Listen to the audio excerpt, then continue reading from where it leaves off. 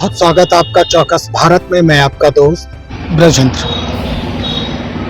Bihar staff selection commission जो परीक्षाओं को लेकर हमेशा चर्चा में रहने वाली संस्था है, द्वितीय इंटर स्तरीय जो परीक्षा है, प्रारंभिक परीक्षा है, उसकी अभी तक कोई तिथि, कोई सूचना नहीं आई है सामने। और इसको लेकर जितने भी अभ्यर्थी हैं, जो एस्पिरेंट्स हैं, जो बिहार सरकार के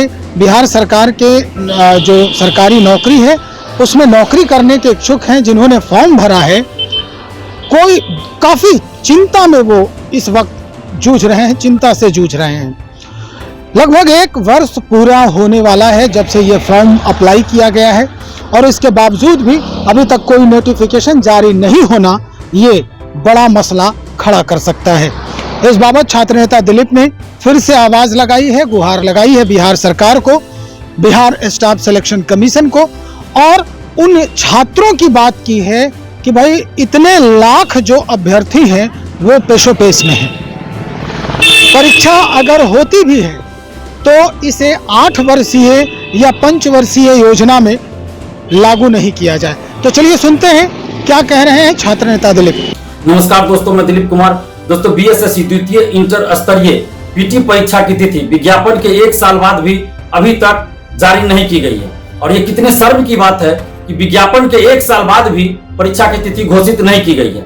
इससे पहले प्रथम इंटर स्तरीय बहाली 8 साल में पूरी हुई थी और उस बहाली को पूरा करवाने के लिए हमें कई बार आंदोलन करना पड़ा, पुलिस की लाठी खानी पड़ी, बीएसएससी में जाकर धरना देना पड़ा, तब जाकर 8 साल में बहाली पूरी हुई, नहीं तो वो बहाली ही कैंसिल होने वाली थी।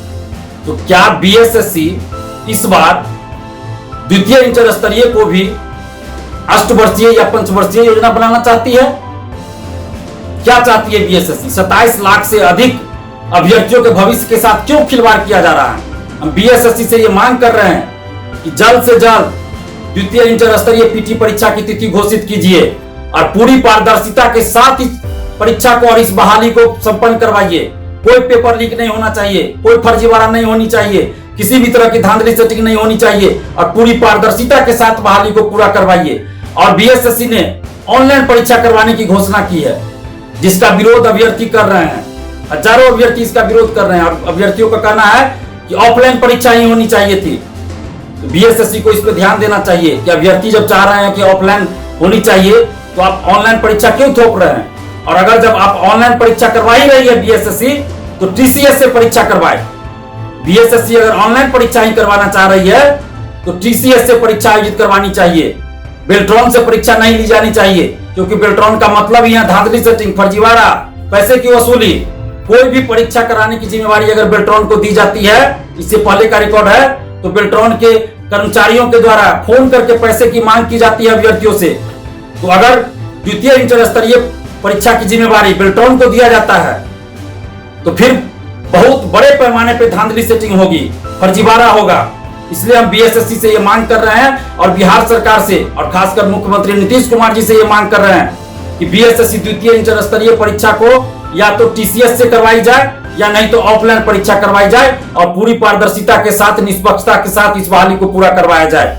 और बीएसएससी सीजीएल 4 की वैकेंसी भी जल्द निकाली जाए, क्योंकि दिसंबर में कहा गया था, पिछले साल दिसंबर में, कि जनवरी 2024 में वैकेंसी आएगी, लेकिन अभी तक वैकेंसी नहीं आई है। इसलिए हम बिहार सरकार से यह मांग कर रहे हैं कि जल्द से जल्द बीएसएससी सीजीएल 4 की वैकेंसी निकाली जाए, क्योंकि लाखों अभ्यर्थी बीएसएससी सीजीएल 4 की वैकेंसी का इंतजार कर रहे हैं। और जब सचिवालय में कर्मचारियों की कमी होगी तो बिहार का विकास कैसे होगा? क्योंकि बिहार के विकास से जुड़ा या अन्य चीजों से जुड़ा सारा फाइल तो सचिवालय से ही सब कुछ होता है, और वहां अगर कर्मचारियों की कमी होगी तो कैसे काम तेजी से होगा, कैसे बिहार का विकास होगा? इसलिए हम नीतीश कुमार जी से ये मांग कर रहे हैं, बिहार सरकार से ये मांग कर रहे हैं कि जल्द से जल्द बीएसएससी सीजीएल 4 की वैकेंसी निकाली जाए, ताकि लाखों अभ्यर्थी जो इस वैकेंसी का इंतजार कर रहे हैं उनको अच्छा लगे, उनको राहत मिले और जल्द से जल्द वैकेंसी निकालकर परीक्षा आयोजित हो, बहाली पूरी हो, ताकि उनको नौकरी मिले और उनकी बेरोजगारी दूर हो सके।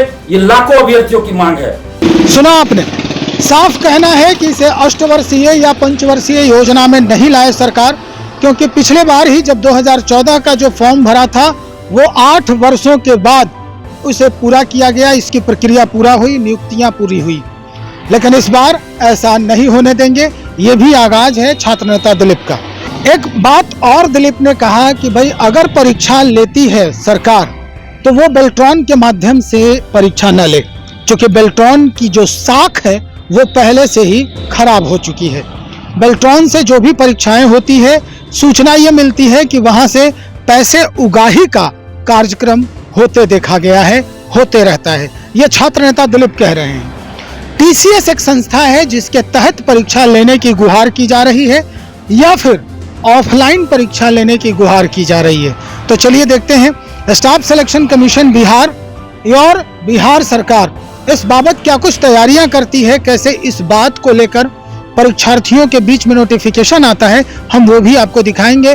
इस वक्त की सबसे बड़ी खबर जो हमारे पास है वो यही है कि इंटर स्तरीय जो द्वितीय इंटर स्तरीय परीक्षा है इसके लिए अभी तक कोई सूचना नहीं दी गई है और छात्र नेता दिलीप लगातार इस बात को लेकर सरकार से गुहार लगाते नजर आ रहे हैं। बने रहिए, जैसे ही कोई अपडेट आता है हम आप तक पहुंचाने का काम करेंगे।